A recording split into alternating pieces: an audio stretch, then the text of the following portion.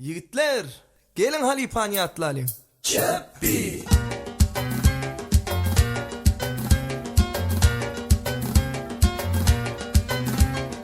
Ey dostlarım, şehirde bir kıydı gördüm. Şol kıydın uğruna divane boldum. Onun kara gözleri şirin nersedi, aklımı hayran etti. Şol pervedi. Onun kara gözleri şirin nersedi, aklımı hayran etti. Şol pervedi. Hemen varayım ben senin yanına, yaralar salma canıma. Onun kara gözleri şirin nersedi, aklımı hayran etti. Pervedi. Onun kara gözleri şirin nersedi, aklımı hayran etti. Şol pervedi. Onun kara gözleri şirin nersedi, aklımı hayran etti. Şol pervedi. Onun kara gözleri şirin nersedi, aklımı hayran etti.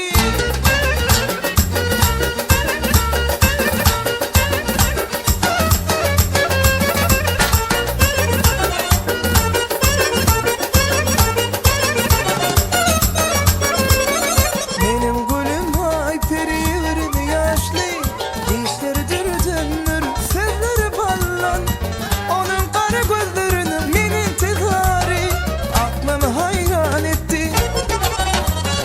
Onun kara gözlerinin min intizari, aklımı hayran etti. Şol pervedi. Hemen varayım ben senin yanına, yaralar salma canıma.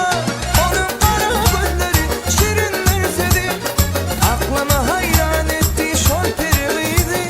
Onun kara gözleri şirin nersedi, aklımı hayran etti. Şol pervedi. Onun kara gözleri şirin nersedi, aklımı hayran etti. Pervedi.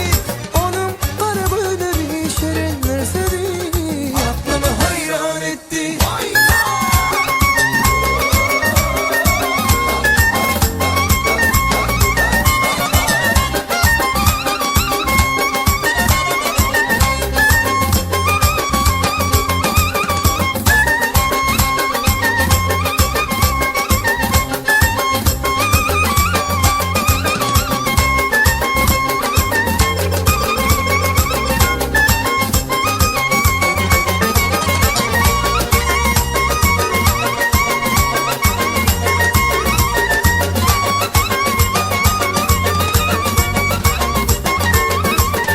Onun kara gözleri şirin nersedi,